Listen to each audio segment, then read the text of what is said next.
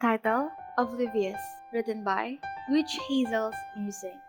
It was kind of incredible how oblivious you were when it came to romantic cues and gestures. It was almost like a special power, as if your skin was made of bird feathers. Any hints of attraction thrown your way just roll off of you and into oblivion. So it wasn't a surprise that you weren't very good at relationships. Maybe it was because you just like everyone. Maybe it was how you couldn't imagine someone liking you that way. Or maybe it was because you really weren't interested. This reason remained a mystery to the dozen of suitors you shrugged off through your life. That was until you met Kaeya, the definition of determination and adaptability. Hey, YN! Kaeya entered your line of sight as you sat on a bench, a book in your hands. He elegantly glided into the spot next to you and placed his arms over your shoulder. Oh, hi, Kaeya. You pull your eyes from your book and look at the captain. His leg is resting on his knees and he's giving you a kind smile. What are you reading? He leans forward and enters your space, his hair spilling over his shoulder and rubbing against your arm. You can smell him and find the scent rather enjoyable. Oh, just some storybook. What is it about? He turns his head to look at you and your faces are dangerously close. Instead of noticing or having any reaction, you just answer his question. Kaeya starts to wonder if his skills are starting to fade. Is he really as suave as he believes he is? He might go and flirt with some of the other ladies in town to test his hunch. He's been flirting with you for weeks and it seems you just aren't really understanding him. So he just keeps trying. One of these times, it'll work out. Kaeya notices you making your way down the large stairs below the main courtyard. He makes his way towards you and, as if Barbados himself was giving him a chance, you slip on something. Your flailing hands reaching to steady yourself. You find yourself falling, but into the arms of Kaeya, instead of down the stone steps. You exclaimed, and gripped tightly onto his arms, his sturdy body slowing your momentum. Careful now. His voice sounds in your ear, and you wonder why your face is so much hotter than it was a few seconds ago. I almost died, you think, and disregard the reaction. If I didn't know any better, I'd say you purposely did that so you could fall into my arms. He laughs as he helps you down the remaining steps. Oh, no. Something must have tripped me. Undeterred, Kaeya tries again. He holds your hand in his and pulls it to his lips. No matter, I will be here to catch you anytime.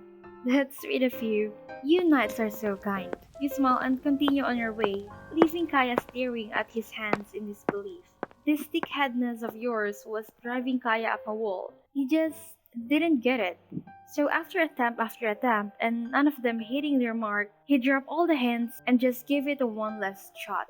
One morning, you woke up to the bouquet of flowers at your door. A small package next to it. Inside was a book, one you'd be searching for years. There was a note inside which said, "Come to the large windmill in the garden, Kaeya." When you finally got to the designated spot, you find Kaeya already waiting for you there. Hey! You greeted him, the note and the book in your hand. Kaeya makes his way toward you.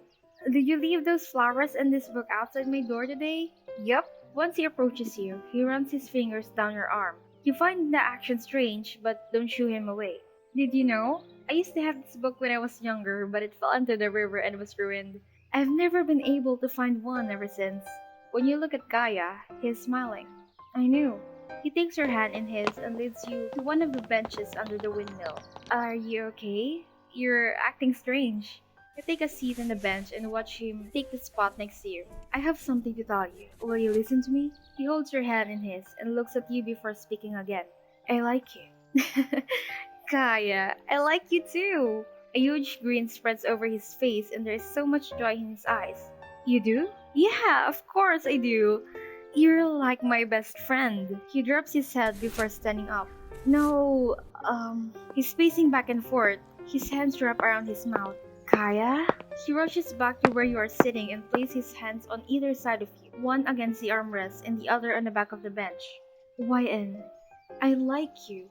I like you too. Oh, Barbados, help me. I love you. You were stunned, absolutely dumbfounded. You love me? Yes! His gaze is piercing. You realize how close he is, and the blood rises in your face. Seriously, you've never shown any signs that you like me that way.